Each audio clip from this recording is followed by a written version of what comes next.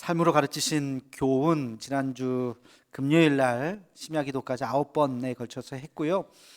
그걸로 마치려고 생각을 했었는데 제가 주일 설교 준비를 하다가 부활하신 예수님께서 제자들을 만나시는 이 장면을 보고 이것도 예수님께서 삶으로 교훈을 주셨구나. 그래서 오늘 말씀까지 10번째를 채우려고 합니다.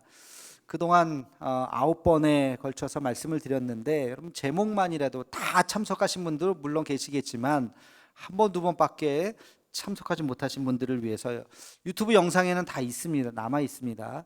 나중에 시간 되시면 꼭 한번 찾아서 다시 한번 보시면 좋겠고요. 제목만 보면 첫 번째는 지난 주일날 말씀이었어요. 사랑, 그 다음 겸손, 거룩, 용납, 섬김, 기도, 용서, 관계, 사명까지 예수님의 마지막 한 주간의 말씀을 그 말씀뿐만 아니라 그의 삶을 이렇게 연결시켜서 말씀을 나눴고, 그리고 오늘 마지막 10번째 위로에 대한 말씀을 함께 같이 나누고자 합니다. 여러분 한번 생각을 해보세요. 예수님께서 부활하시고 여러분이 만약에 예수님이었다면 부활하고 어디를 제일 먼저 갔을까? 누구를 제일 먼저 만났을까? 한번 그런 생각 한번 안 해보셨어요? 한번 누구를 내가 딱 부활하고 나서 어디를 제일 먼저 갈까? 혹시 빌라도 너 왜 나한테 그런 재판을 했어? 당신 실수한 거야 하면서 나 부활했어 하면서 빌라도를 만나실 분 계세요? 아니면 대제사장과 바리새인들을 만나가지고 그 당신들 때문에 내가 이렇게 됐지만 나는 부활했다 보라 그러면서 그렇게 하실 분도 안 계실 것 같고, 군중들을 만나실 분이 있으실까요? 당신들이 어떻게 나를 이렇게 팔아먹을 수가 있어? 십자가에 못 박으라니 서운하오 하면서 군중들을 찾아가면서 만나실 분도 안 계시겠죠. 예수님께서 부활하시고 이런 사람들은 안중에도 없었어요. 찾아갈 이유도 없었고 찾아갈 필요도 없고, 예수님께서 부활하시고 나서 제일 먼저 만난 사람들이 누굴까요? 제자들이에요. 제자들. 그 성경을 가만히 읽어보면 제자들 외에는 다른 사람 만났다는 기록이 없어요. 다 제자들을 만나셨어요. 그 제자들의 마음 상태가 지금 어떤 상태였어요? 예수님 십자가에 못 박혀 죽으시는 장면까지 보고 그들의 마음이 미안한 마음, 괴로운 마음, 또 실망하는 마음, 낙심한 마음, 좌절된 마음, 뭐 그런 마음이잖아요. 그죠? 그리고 서로 자기들끼리 잘 모이지도 않아요. 마음 아프고 할 말도 없고 뿔뿔이 흩어져서 이제 고향으로 막 돌아가는 그런 상황이었습니다. 자, 우리 함께 마태복음 28장 6절에서 7절 말씀을 함께 같이 읽겠습니다. 시작. 그가 여기 계시지 않고 그가 말씀하시던 대로 살아나셨느니라. 와서 그가 누우셨던 곳을 보라.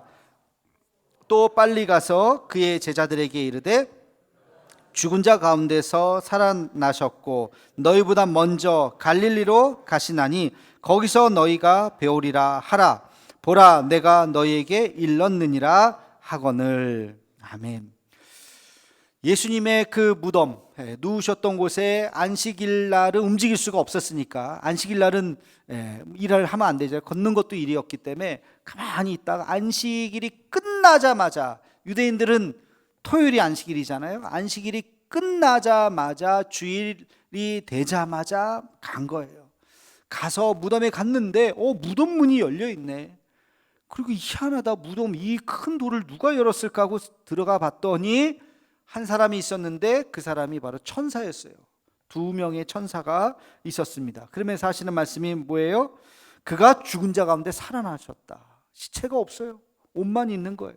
살아나셨다. 그러면서 예수님께서 어디 가셨다고 이야기합니까? 갈릴리로 가셨다. 갈릴리. 예수님께서 돌아가신 데 장소는 어디예요? 예루살렘 근처잖아요. 성문 밖에서.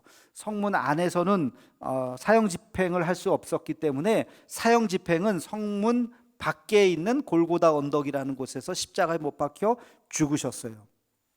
제가 몇 년 전에 우리 교우들하고 성지순례 갔었잖아요. 이스라엘. 제일 충격적인데 제일 내 생각과 다른 곳, 그게 바로 여기였어요. 십자가에 못 박혀 죽으신 장소. 우리가 생각할 때, 안 가신 분들 상상할 때 그림에도 그렇고 보면 일단 기본적으로 야외여야 되잖아요. 그렇죠? 바깥에 이렇게 언덕 같은 게 이렇게 최소한 이렇게 좀 구름 같은 게 있고 거기에 십자가가 낡은 십자가. 그렇죠? 그때 십자가는 없었겠지만 어쨌든 그 십자가가 하나하나 양쪽에 이렇게 세 개가 이렇게 좀 있고 그런 모습을 상상하면서 성지순례를 가게 되는데 저도 그랬어요. 딱 가보니까 너무 충격적인 건 실내예요. 실내. 다 덮개로 다 이렇게 쌓아놨어요. 덮개로 다 쌓아놨고 어두워요. 이렇게 환한 게 아니에요. 그리고 일단 사람들이 너무 많아가지고 줄 서서 잠깐 봐야 되는데 그 십자가가 너무 화려해요. 너무 화려해요. 막 금장으로 돼 있고 막 이래서 내가 상상하던 그 모습은 아니다는 생각을 하게 되는데 어쨌든 그 십자가 안에서 이제 부활하신 예수님께서 그 예루살렘에 계시지 않고 어디 가셨다고요? 갈릴리로 가셨어요. 갈릴리로 가시다가 제자들도 만나시고 거기서 이제 제자들을 만나셨죠. 요한복음 20장 19절에 보면 이런 말씀이 있습니다. 우리 함께 같이 읽겠습니다. 시작. 이날 곧 안식 후 첫날 저녁 때에 제자들이 유대인들을 두려워하여 모인 곳에 문들을 닫았더니 예수께서 오사 가운데 서서 이르시되 너희에게 평강이 있을지어다. 아멘. 너희에게 평강이 있을지어다 하면서 예수님께서 그들이 문을 꼭 닫고 있었는데 싹 들어오신 거예요. 그리고 이제 우리가 잘 알다시피 이때 도마를 만나죠. 의심 많은 도마. 진짜 예수님 부활했나? 늦게 왔던 도마가 예수님 보고서 눈이 벌쩍 해서 이 못자국에 손을 넣어보라. 실제로 넣는지는 모르겠어요. 하여튼 넣어보라. 옆구리에 창자국을 보라. 예수님 말씀하셨죠. 그리고 나서 요한복음 21장에 이어지는 배경은 갈릴리입니다. 갈릴리에서 물고기를 잡고 있었던 그 제자들, 삶의 다시 현장으로 돌아가서 희망도 없이 절망 가운데 그 상처난 마음, 미안한 마음, 부끄러운 마음, 그 마음으로 다시 그들이 이제 물고기를 잡는 업으로 돌아갔을 그때에 예수님께서 나타나셨죠. 제자들을 만나신 예수님의 첫 질문이 뭐였을까요? 베드로에게 하셨던 첫 질문은 내가 나를 사랑하느냐? 내가 나를 사랑하느냐? 여러분, 이 말씀이 주는 의미가 뭘까요? 예수님께서 제자들을 위로하기를 원하셨어요. 제자들은 위로를 받아야 되는 상황이에요. 예수님께서 그들에게 책망하지 않으셨어요. 내가 나를 사랑하느냐? 이 말씀은 내가 더 이상 베드로야 너의 과거를 묻지 않겠다. 너의 실수를 내가 책망하지 않겠다. 너의 연약한 믿음을 내가 책망하지 않겠다. 그러면서 여전히 나에 대한 사랑이 남아있니? 여전히 나에 대한 그 믿음 변치 않니? 하고 예수님께서 물으신 거예요. 베드로의 대답은 뭐죠? 내가 주를 사랑하는 줄 주께서 아시나이다. 옛날 베드로 같았으면 뭐라고 대답했겠어요? 그럼요, 당연하죠. 그 말이라고 물으십니까? 내가 제일 첫 번째죠. 아마 옛날 같았으면 베드로가 그렇게 이야기했을 텐데 한 번 실수했잖아요. 자기가 목숨 걸고 주님을 지키겠습니다 그랬는데 도망가 버렸잖아요. 그러니까 더 이상 그렇게 얘기하지 못하는 거예요. 주님, 제 마음 아시지요? 제 마음 아시지요? 내가 주님 사랑하는 줄 주님은 아시지요? 내가 말로는 이제 못하겠습니다. 창피해서. 그러나 내가 주님을 사랑하는 마음, 이 마음 남아있는 거 주님은 아시죠? 그렇게 대답을 한 거예요. 그때 예수님께서 뭐라고 말씀하셨습니까? 내 양을 먹이라. 내 양을 치라. 여러분, 이 말씀은 어떤 말씀이에요? 나는 여전히 너가 필요하단다. 나는 여전히 너의 손을 붙잡고 있을 것이다. 지금 그 이야기를 하고 있는 거예요. 예수님은 지금 현재 실패와 무능에 대해서 책망하는 것이 아니라 예수님은 무한한 사랑과 신뢰 그리고 그의 마음을 위로하고 계시는 것입니다. 너는 여전히 나에게 소중한 존재야. 너는 여전히 나에게 꼭 필요한 존재야. 사랑하는 내 아들아, 사랑하는 베드로야. 나의 손을 잡고 이제 다시 일어나 가자. 여러분, 만약에 여러분의 자녀가 걷다가 넘어졌다고 생각해 보세요. 아이가. 그러면 그 아이에게 너 왜 넘어졌어? 옷이 그게 뭐야? 책망하는 부모 있으십니까? 그런 돌부리에도 넘어져 갖고 너 나중에 어떻게 살라 그러니? 그렇게 말하는 부모, 야, 생각만 해도 끔찍하죠. 그런 부모님 밑에서 아이가 성장한다면 참 끔찍합니다. 넘어진 아이에게 뭐라고 얘기해야 돼요? 괜찮니? 괜찮아, 다치지 않았어? 그리고 손을 잡아주고 일으켜 세워줘야 되죠. 그리고 괜찮아, 다시 걷자, 일어나면 되지. 또 넘어지면 또 일어나면 돼. 그렇게 격려를 해주는 거예요. 예수님은 베드로에게 너 왜 나를 배신했어? 목숨 걸고 나를 지킨다며? 근데 왜 그랬어 도대체? 이렇게 얘기하지 않으셨어요. 그저 처음부터 끝까지 무한한 신뢰와 사랑, 그를 책망하지 않고 너는 나에게 꼭 필요한 존재야. 너는 참 소중한 존재야.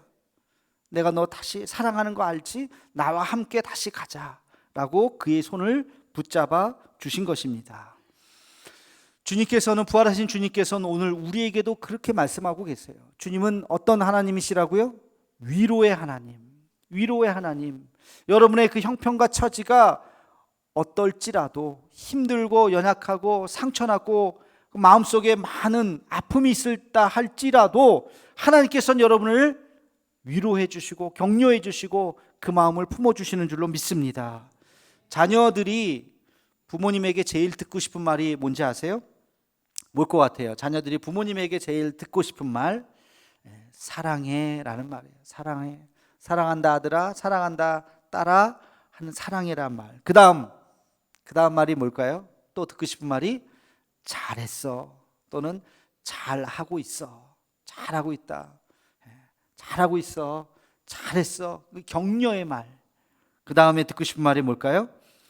괜찮아, 괜찮아. 실수했을 때, 뭔가 좀 그 아이가 만족이 없을 때 괜찮아, 잘했어, 잘 될 거야 라는 그 말을 자녀들이 제일 듣고 싶은 말이라고 합니다. 여러분, 이 말은 뭐 아이들뿐만이 아니에요. 우리도 마찬가지 아니에요? 우리도 그런 말을 듣고 싶어요. 사랑합니다, 잘하셨습니다, 괜찮습니다. 우리 옆 사람에게 우리 그렇게 한번 인사해 보겠습니다. 사랑합니다, 잘하셨습니다, 괜찮습니다. 예, 오늘 우리 할렐루야 찬양대 어떻게 했어요? 잘하셨습니다. 예, 좀 틀리신 분이 있어도 괜찮습니다. 그렇죠? 예. 우리가 그런 말을 들으면 위로가 되는 거예요. 뭔가 눈치 보고 내가 좀 실수한 거 아니야? 뭐 좀 그런 마음이 있을 때 아니에요. 잘하셨어요. 훌륭하십니다. 네, 내가 좀 잘못했죠. 아니에요. 괜찮습니다.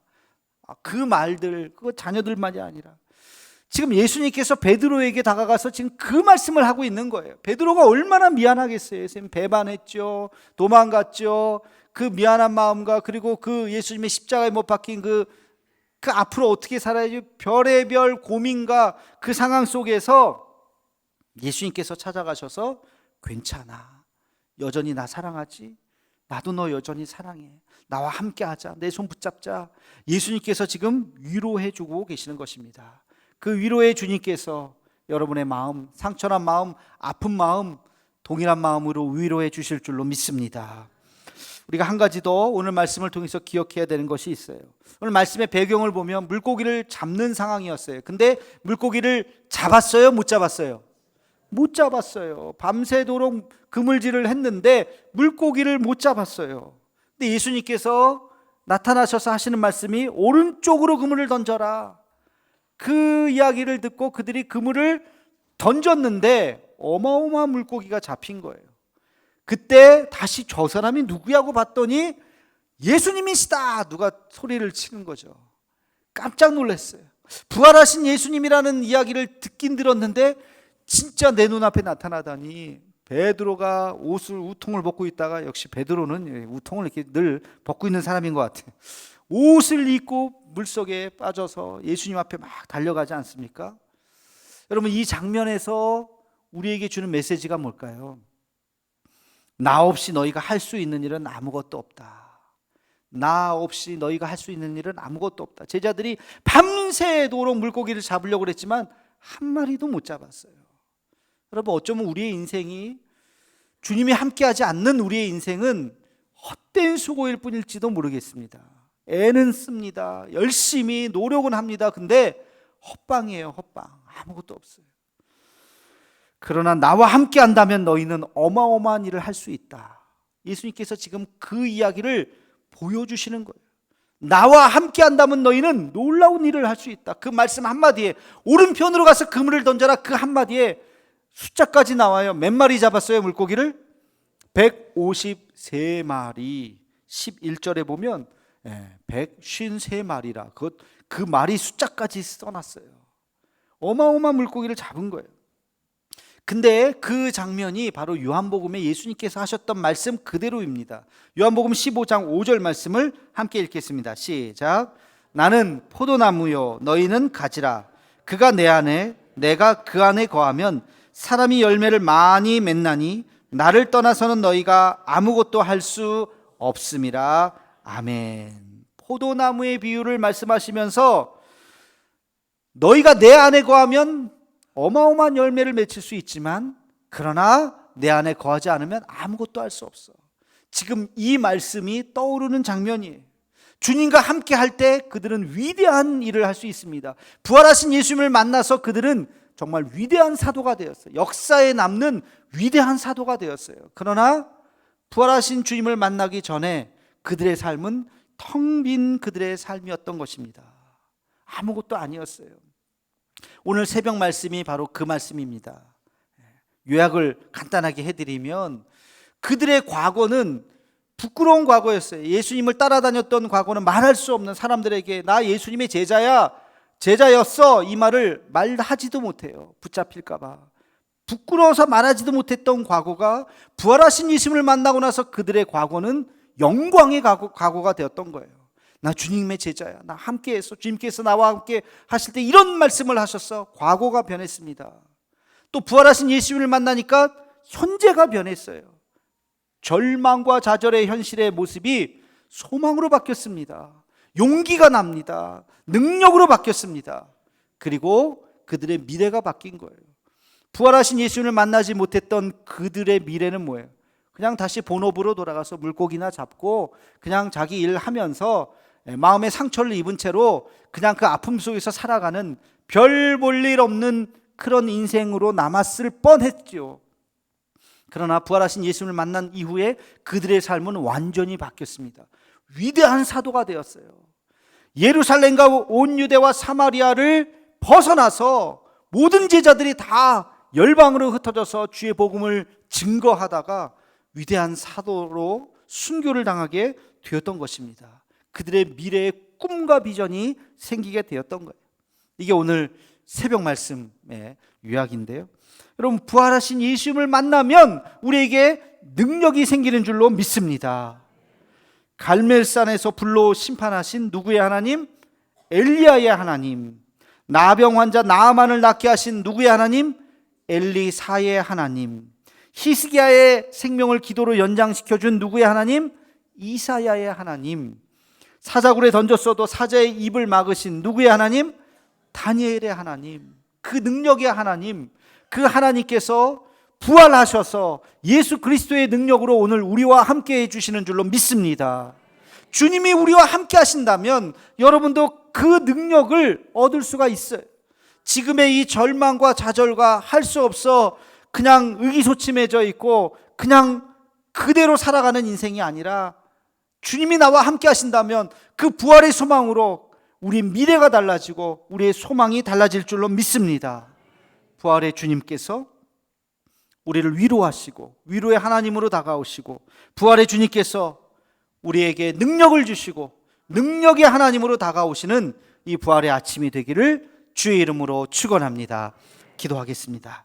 사랑의 하나님, 사망 권세 깨뜨리시고 부활하신 우리 주님을 이 시간 찬양합니다.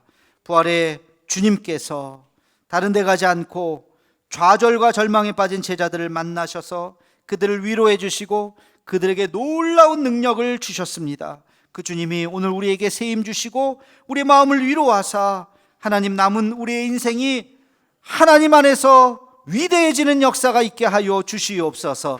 예수님의 이름으로 기도하옵나이다. 아멘.